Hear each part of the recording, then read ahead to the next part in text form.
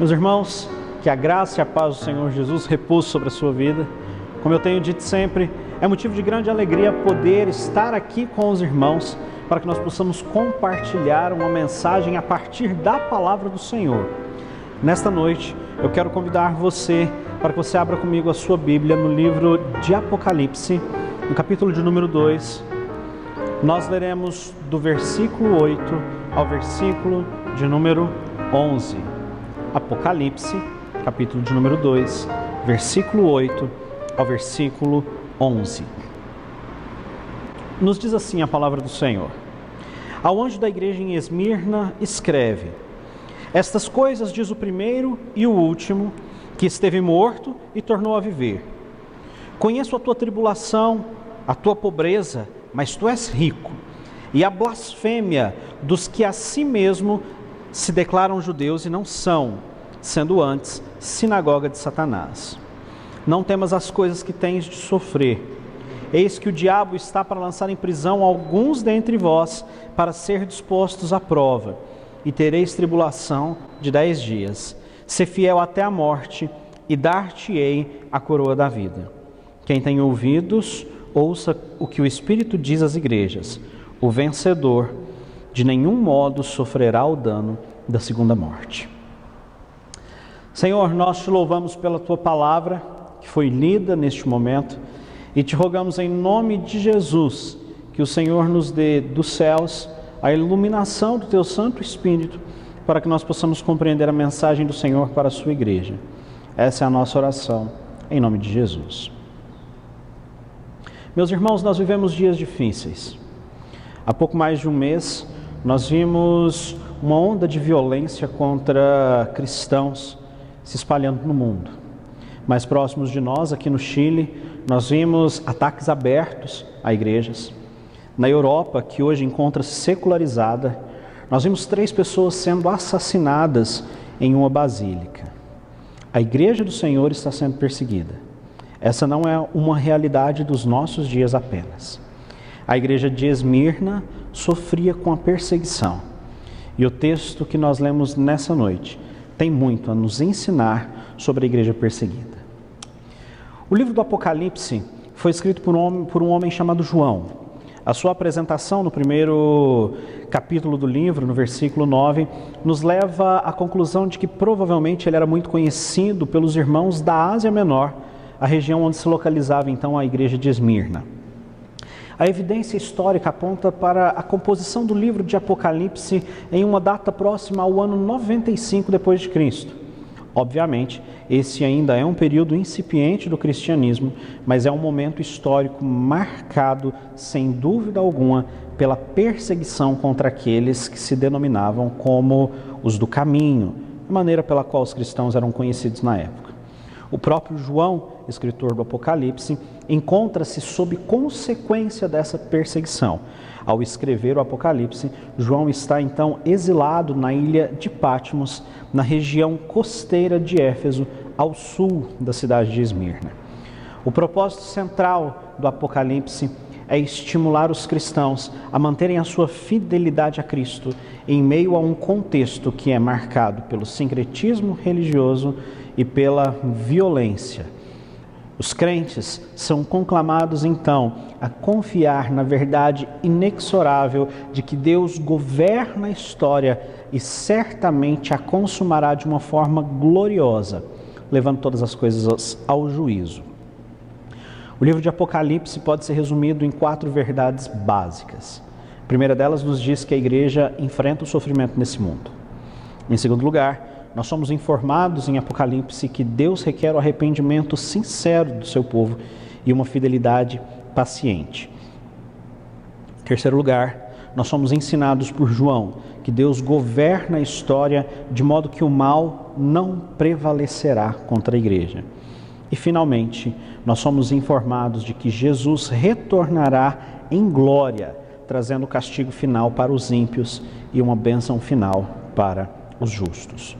João, no texto que nós lemos, desejava informar então a igreja de Esmirna acerca dessas verdades. Essa igreja possui algumas particularidades. Muito provavelmente, de acordo com o relato do livro de Atos, Os crentes de Esmirna conheceram o Evangelho durante a terceira viagem missionária de Paulo. Essa região provavelmente é a mesma mencionada também por Pedro quando ele escreve a sua epístola.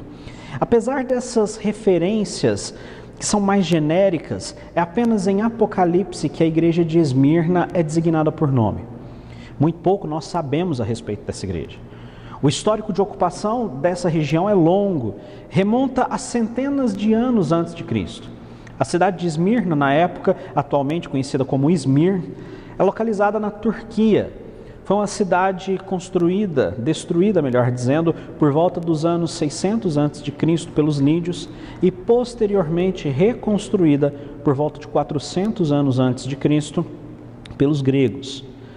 A cidade de Esmirna, nos dias do Evangelho, nos dias em que João escreve o Apocalipse, era conhecida como o centro idólatra do Império Romano. Ela foi escolhida como sede do templo de culto ao imperador Tibério por volta do ano 26 depois de Cristo. Os poucos relatos da igreja cristã da cidade são muito positivos. Essa é a única igreja a não receber nenhuma crítica ou repreensão entre as 7 igrejas mencionadas localizadas na Ásia Menor. Diante disso, quero chamar a sua atenção para o tema da nossa mensagem nessa noite: o refúgio na adversidade. Tema esse que será tratado a partir de 2 ensinos aplicáveis não apenas à igreja primitiva, mas à igreja contemporânea, dos quais o primeiro deles nos leva à conclusão de que o Senhor conhece o sofrimento da sua igreja. Isso fica muito visível quando nós retornamos ao texto e lemos novamente do versículo 8 ao versículo 11. Ao anjo da igreja em Esmirna escreve: essas coisas diz o primeiro e o último, que esteve morto e tornou a viver. Conheço a tua tribulação, a tua pobreza, mas tu és rico, e a blasfêmia dos que a si mesmos se declaram judeus e não são, sendo antes sinagoga de Satanás. Não temas as coisas que tens de sofrer. Eis que o diabo está para lançar em prisão alguns dentre vós, para ser dispostos à prova, e tereis tribulação de 10 dias. Como mencionado anteriormente, o período em que essa carta foi escrita era um período marcado pela perseguição contra os cristãos.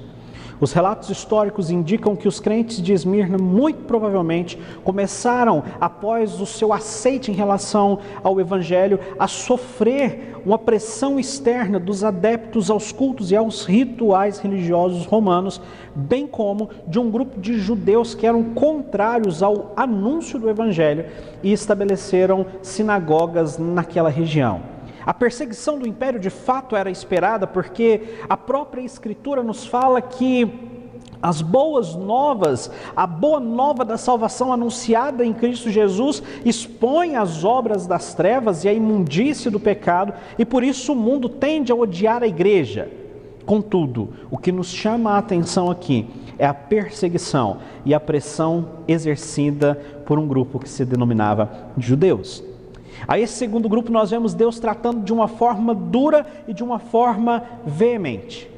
Quem está falando aqui não é o próprio João. Quem está falando aqui é o Cristo ressuscitado, aquele que venceu a morte, aquele que conhece todas as coisas. Cristo chama esse grupo de opositores judeus de sinagoga de Satanás. A forma como esses opositores são tratados é muito semelhante à forma como Jesus havia descrito os fariseus, quando o evangelista Mateus nos diz que Jesus afirmou que os fariseus não entravam nos céus, impediam outras pessoas de entrarem, faziam prosélitos e os tornavam 2 vezes mais filhos do inferno. Esse grupo aqui da igreja de Esmirna era conhecido por serem judeus, mas eles eram judeus apenas em sua ascendência, mas não espiritualmente. As fontes históricas da época afirmam que esses da sinagoga de Satanás lançavam ácidas blasfêmias contra Jesus. Uma das formas como eles se referiam a Cristo era de o pendurado, uma afronta contra os cristãos. Por consequência, esses da sinagoga de Satanás se tornaram fortes opositores do cristianismo. Essa oposição, meus irmãos, constituiu justamente uma rejeição da verdade. O apóstolo João, em seu evangelho, lá no capítulo de número 8, no versículo de número 33, nos ensina que Jesus é o caminho, é a verdade e a vida. O próprio Cristo, no livro de Mateus, afirma que aqueles que o rejeitarem diante dos homens serão rejeitados diante do Pai. E era exatamente isso que os judeus que faziam parte da sinagoga de Satanás estavam fazendo em Esmirna. E é justamente por esse motivo que eles se tornaram reprováveis e indesculpáveis diante de Deus, pois conhecendo a verdade, eles a ignoraram e rejeitaram aquele que poderia os salvar. Por isso, ironicamente, embora possuindo o nome de judeus, eles eram servos do diabo. Embora recebendo o nome de povo de Deus, eles eram sinagoga de Satanás. Quando olhamos essa situação e a transportamos para os nossos dias, nós percebemos, para nossa tristeza, que há no nosso meio, em nossas igrejas, muitos irmãos que acreditam de fato fazerem parte do povo de Deus, mas encontram-se enganados em sua situação. Há entre nós muitos que acreditam estar servindo a Deus, mas estão sendo utilizados por Satanás como instrumentos de inquietação e destruição. A esses certamente o Senhor irá cobrar no dia final, quando todas as coisas estiverem expostas. E queira Deus que não sejamos nós encontrados nessa situação pelo Senhor. Além da perseguição, meus irmãos, a igreja de Esmirna sofria provavelmente com a escassez financeira. Nesse ponto é interessante realizar um contraste com uma carta que foi destinada a outra das igrejas da Ásia Menor, a igreja de Laodiceia.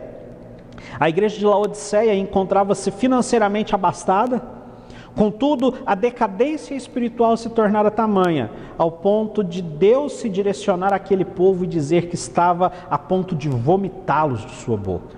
Enquanto isso, Esmirna, uma igreja aparentemente pobre, uma igreja perseguida, encontrava-se espiritualmente rica.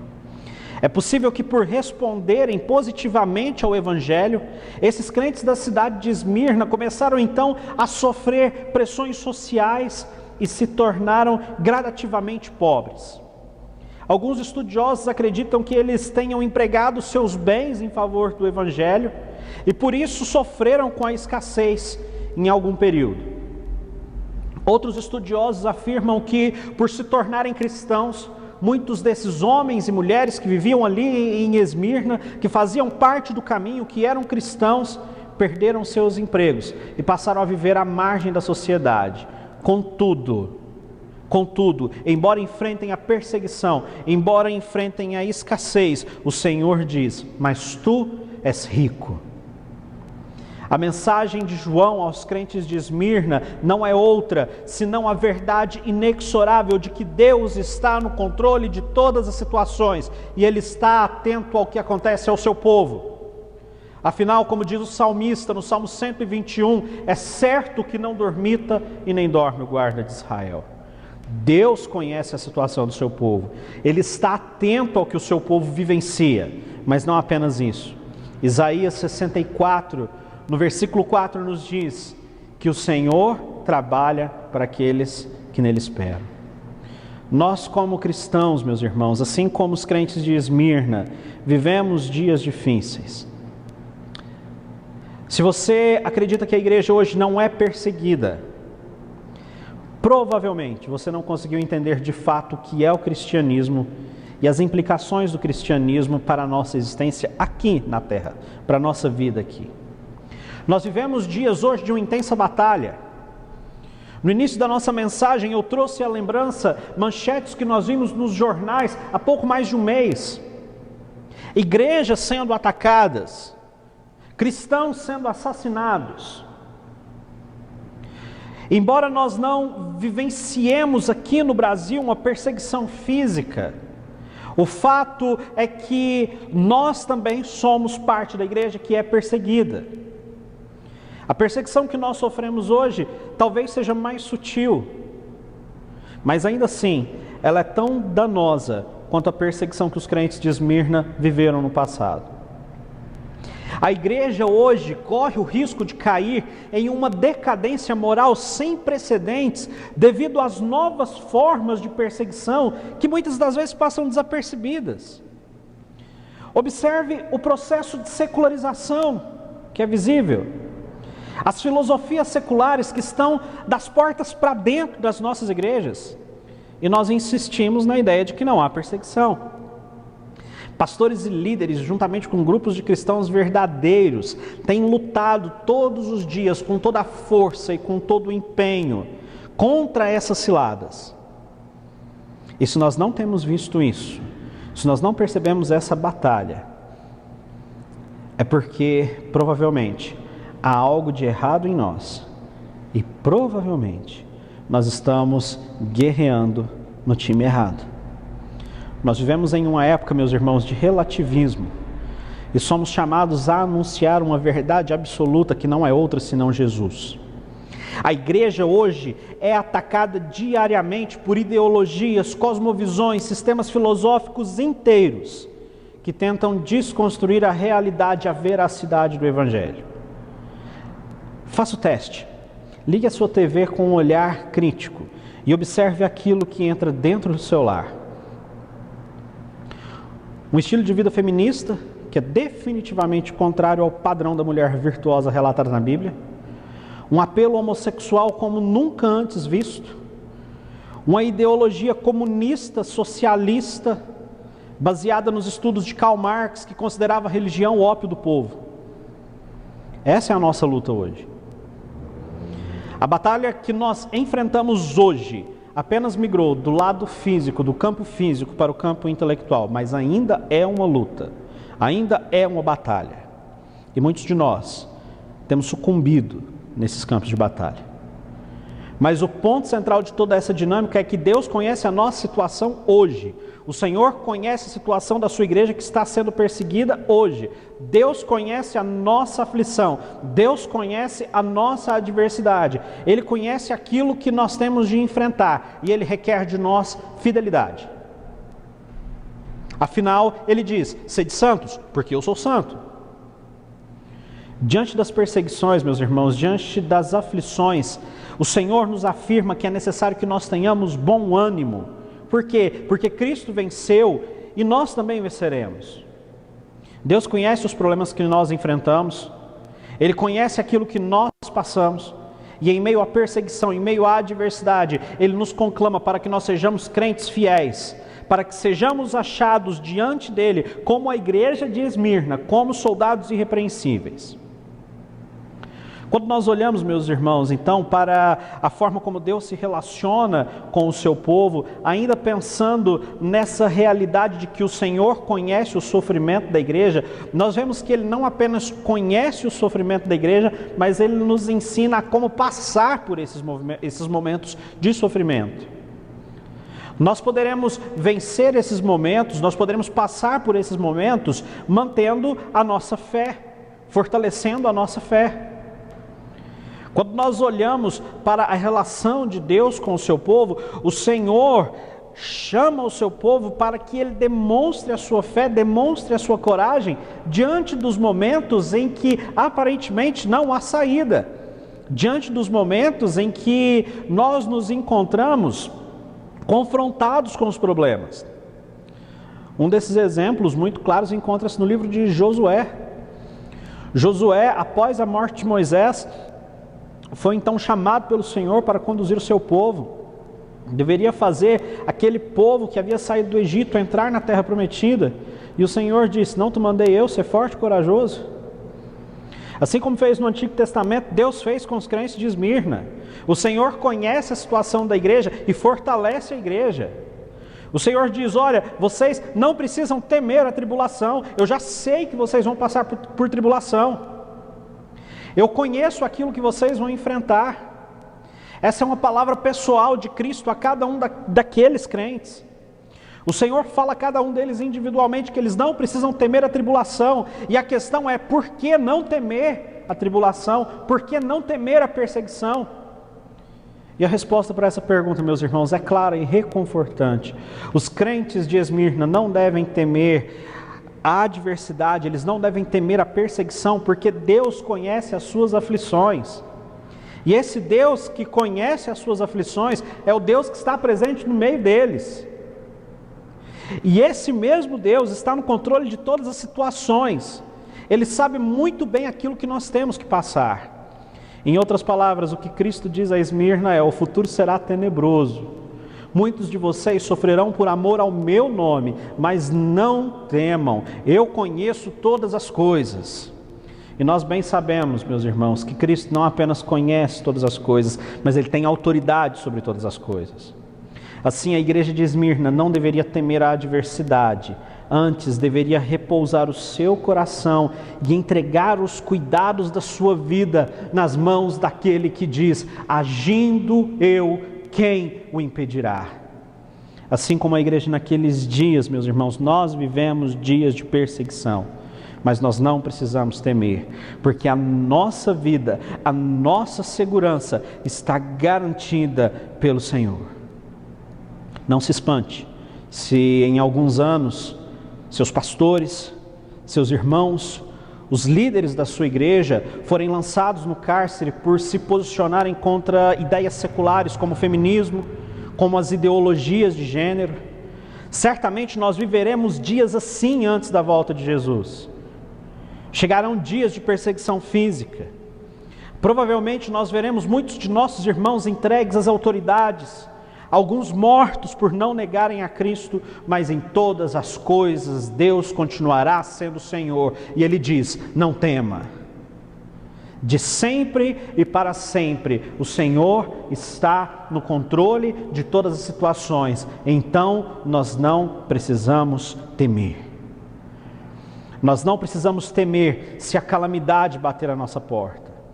Nós não precisamos temer se a adversidade chegar, porque em meio à adversidade, o Senhor é o nosso refúgio.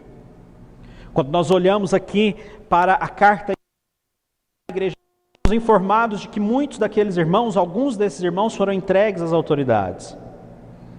Alguns foram mortos.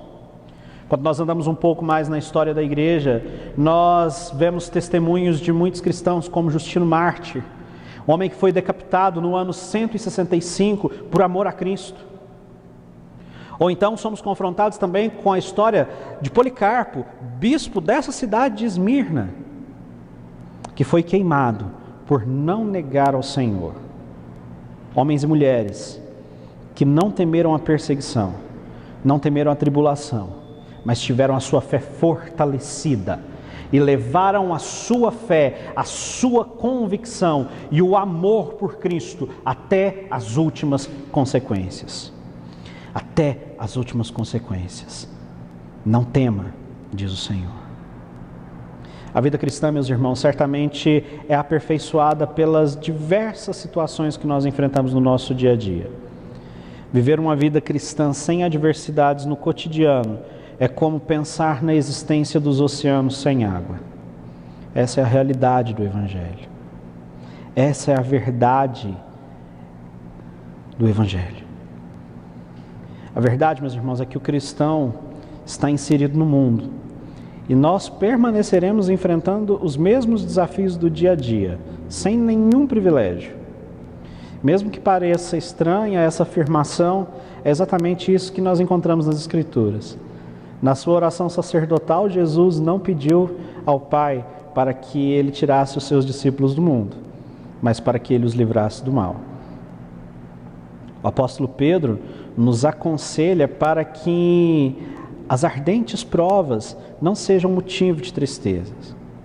Quando nós olhamos para a vida de servos do Senhor, no passado e no presente, quer sejam apóstolos, quer sejam profetas, quer sejam pessoas sem nenhum destaque no meio da igreja, o que nós vemos é que, em muitos momentos, os quadros de angústia, de adversidade, de perseguição se abatem sobre a sua vida. No entanto, em todos os momentos, seja em bonança, seja na adversidade, o servo fiel mantém a sua fé. O servo fiel mantém a sua fé. Em meio à adversidade, Deus é refúgio e Ele conhece o que nós passamos. E não apenas isso. Assim como diz o salmista, o Senhor dos Exércitos está conosco. Deus de Jacó, nosso refúgio e fortaleza. Ele mesmo, o nosso eterno pastor, tem trabalhado por nós em todos os momentos, até mesmo naqueles em que a adversidade bate à nossa porta.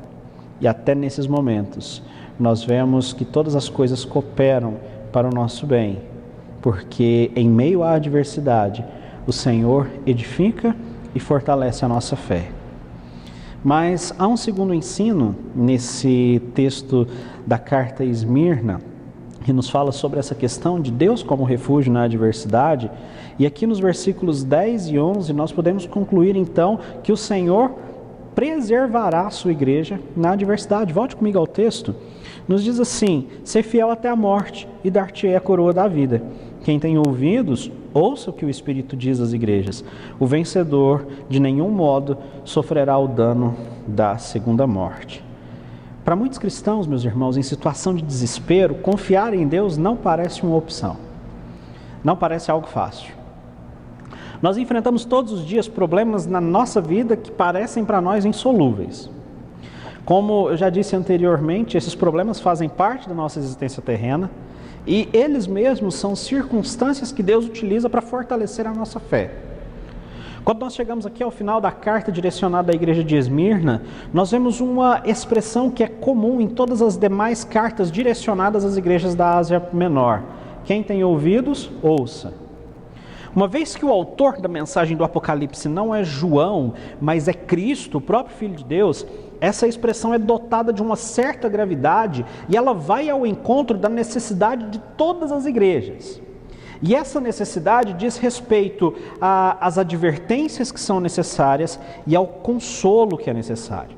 Em outras palavras, é como se o próprio Cristo dissesse a Esmirna: prestem atenção a esse ensino, porque ele provém do próprio Deus. A parte final da mensagem aqui surge como um alento para a igreja em meio à dificuldade. Olha só: ser fiel até a morte e dar-te-ei a coroa da vida. O vencedor de nenhum modo sofrerá o dano da segunda morte. Jesus já havia informado que esses crentes seriam perseguidos, que alguns deles seriam mortos. Após mostrar essa situação tenebrosa, a situação que eles teriam que enfrentar, o próprio Cristo diz aos crentes de Esmirna que essas dificuldades se limitariam apenas à existência terrena. A tribulação, a perseguição, ainda que sejam dolorosas e aflitivas, serão finalizadas. E aqueles que vencerem receberão do Senhor a bênção final, que é a vida eterna. Mas vencer nem sempre é algo tão simples. O verdadeiro caráter de uma pessoa se mostra nos momentos mais desesperadores. Há um ditado popular que diz que situações extremas requerem medidas extremas. Quando tudo vai bem, sem problemas, sem irritações ou provocações, quando nós gozamos do apoio e da boa vontade do mundo, não é difícil ser fiel e paciente. Mas no auge da perseguição, no auge da dor, no momento de doença, frente à rejeição, frente às críticas, nesses momentos, o verdadeiro caráter do cristão é evidenciado. Nesses momentos, alguns desistem do bom caminho, outros, no entanto, perseveram. O ato de vencer na mensagem de Cristo está diretamente ligado à fidelidade e à perseverança. Vamos comigo no texto de Mateus capítulo 5, apenas 2 versículos. Mateus 5, 10 a 12. Bem-aventurados os perseguidos por causa da justiça, porque deles é o reino dos céus.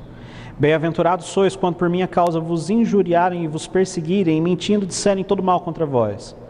Regozijai-vos e exultai, porque é grande o vosso galardão nos céus, pois assim perseguirão os profetas que viveram antes de vós. De certa forma, é a isso que Cristo conclama os crentes de Esmirna, e também conclama a nós nos dias de hoje. Sejam perseverantes durante a perseguição, sejam perseverantes durante a tribulação, mantenham-se fiéis, esperem e descansem paciente em mim, porque vocês serão recompensados. O maior exemplo que nós temos de fidelidade em meio à perseguição é o próprio Cristo.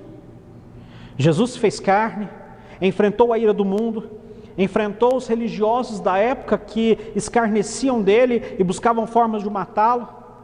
Ele enfrentou o diabo e se manteve fiel até a morte, morte de cruz.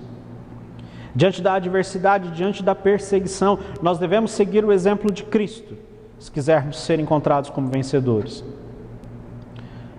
O Senhor tem cuidado da vida da sua igreja e Ele está atento a tudo que nós enfrentamos.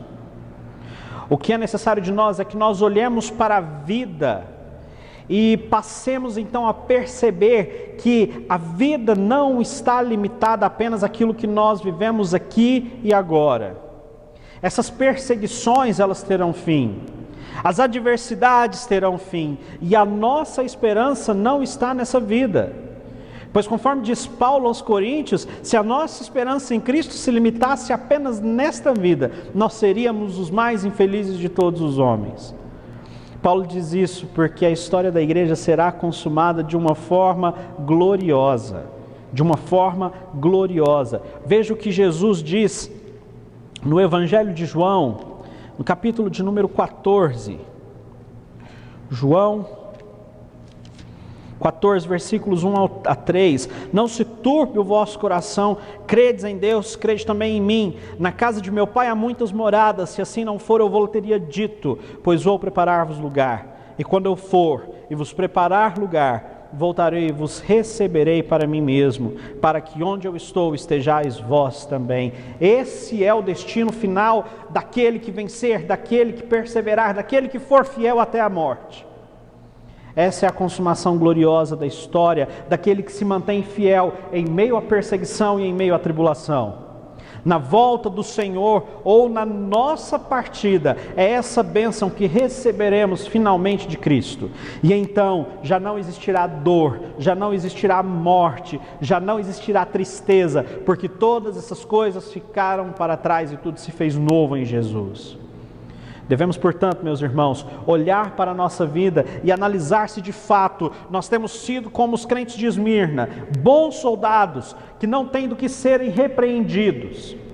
Caso essa seja a realidade, nós seremos encontrados vitoriosos. Caso essa não seja a nossa realidade, nós devemos voltar os nossos olhos para Jesus e clamar a Ele para que Ele transforme as nossas vidas. Quem tem ouvidos, ouça. Quem tem ouvidos, ouça. O que vencer não sofrerá o dano da segunda morte.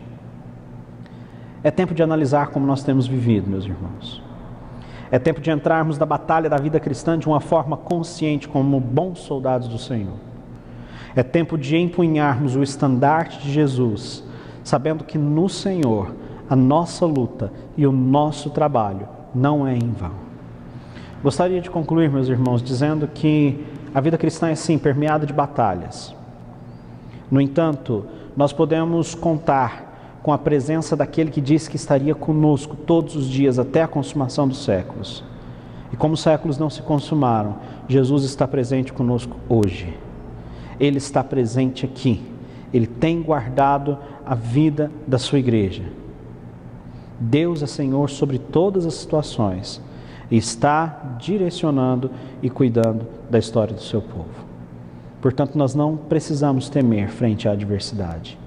Nós podemos descansar as nossas vidas no poder e na soberania do Senhor.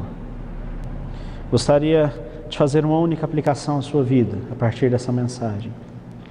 Cristo conhece a sua igreja. Cristo conhece as adversidades pelas quais a igreja passa. Cristo conhece a sua vida. Cristo conhece a perseguição que você enfrenta. Não tema diante da adversidade. Diante da perseguição, se aproxime do Senhor, confie nele e busque em Cristo o fortalecimento da sua fé. E que o Senhor nos dê a graça de, na sua volta, sermos encontrados como a igreja de Esmirna, uma igreja irrepreensível, que não tem do que se envergonhar. Vamos orar. Pai Santo, nós te louvamos pela Tua Palavra e te pedimos que o Senhor nos abençoe. Pai. Aplica a Tua Palavra nos nossos corações, que em meio à perseguição e em frente à dificuldade nós possamos de fato reconhecer que o Senhor é o nosso refúgio, que o Senhor está atento às situações que nós passamos e que o Senhor nos preservará como teu povo, Pai. Aplica essa palavra aos nossos corações e dá-nos a condição de não temer, Pai, diante da adversidade. Fortalece a nossa fé e nos guarde. É o que nós pedimos em nome de Jesus. Amém.